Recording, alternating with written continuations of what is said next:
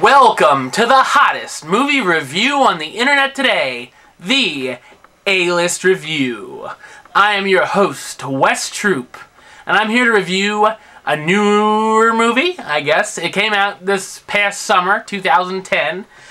Just checked it out in the Redbox. Oh no, it was Netflix. Not that it matters, but I'm sure that'll change the whole thing of this review. Either way, I'd recommend not to rent this on Redbox or Netflix. So, ladies and gentlemen, this is the action flick Jonah Hex. Now, is it a really good movie, superhero reboot, or is it a hex? I think you know, but I'll just continue anyway. Here we go. Here's the plot. A wanted bounty hunter named Jonah Hex, played by Josh Brolin, who's been in a lot better things than this, strikes up a deal with the U.S. government. Ooh. He will be granted his freedom if he can stop his arch-nemesis named Quentin Turnbull, played by another person who's been in a lot better than this, John Malkovich, who is planning to unleash some antics. You unleash those antics. Alright. It also stars everyone's favorite J-O-M, jerk-off material, for those who don't know. Megan Fox, she plays Lila. I didn't even know what her character's name was. Frankly, I didn't really care. But she definitely is probably the best part of this film, and that's not saying much at all. And she's looking good. Alright, Michael Fassbender plays Burke.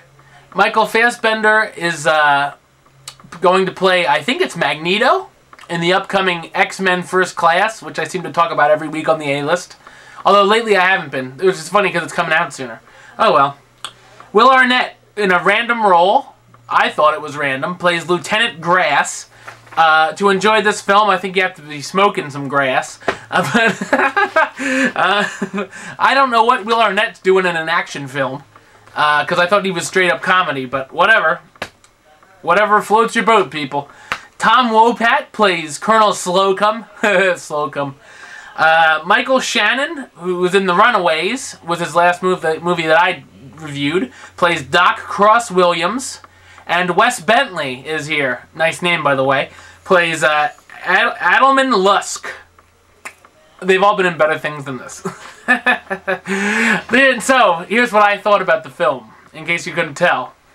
As much as I tried to enjoy this film, almost everything about it made that impossible. Really, it did. It starts out somewhat watchable, but it has the Zohan effect and goes downhill very, very fast. You know, there are some big explosions and special effects in this, obviously, because it's an action movie. What action movies don't have big explosions and special effects? But, you know, it's nothing special, nothing we haven't seen before. Some of the cool scenes, quote-unquote cool, that had to do with paranormal stuff and whatnot, that were supposed to be really cool, had me laughing out loud. Like, I think in the one scene, a crow comes out of his mouth, and I just started cracking up. I'm like, oh, God, no. Let me change my page here. You didn't hear that Jedi mind trick. The script tries its hardest to get you behind Hex. It really does. You really want to root for him. But after a while, you really stop caring, and you're like, when's this going to be over? So, what am I missing on TV tonight? Josh Brolin and John Malkovich are definitely wasted here, as is the rest of the cast, you know. They're really good actors, but, you know, the actors can only be as good as the script, really. They can try to play the crappiest character you write them, and they can only do it to their best, so. I thought Megan Fox would be in longer, really. She's not in that long, but some critics say they overexposed her in this film, and I'm like, do you want her not to be in at all? But maybe that was it. You know, like I said, for the looks, she's good. But not so much for her performance. Let's just put it this way. Hopefully you're not watching Megan Fox. You're one of the 3 people that watch this. She's not the greatest actress. She's not going to be getting any Academy Awards anytime soon. But she will be getting the Jack Off of the Year awards. So, there you go, Megan Fox. Expect awards like Kristen Stewart gets. That's a good way to put it. You can win an MTV Movie Award. Okay, anyway. One good thing about the film, which I had to search high and low, was it had a short runtime of 81 minutes.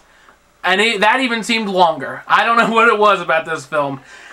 I thought, to put it mildly, it was one of the worst films of 2010 and one of the worst comic book adaptations I've ever seen. But, that's just me. Maybe you'll enjoy it. I don't know. I actually do agree with the critics on this one. That doesn't happen often. Usually when they bomb a movie, I don't agree with them, but here we go.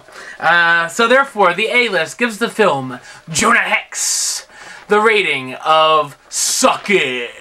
That's right, we haven't had one of those in a little while. I do not recommend this. I mean, if you're a fan of the comic book, be my guest, but don't say I didn't warn you.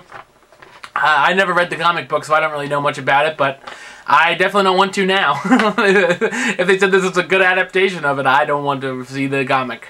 But, you know, check it out if you dare, just to see how bad it is, really.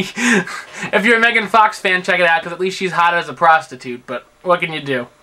Alright, so, till the next review, it'll be another random review. Till then, troop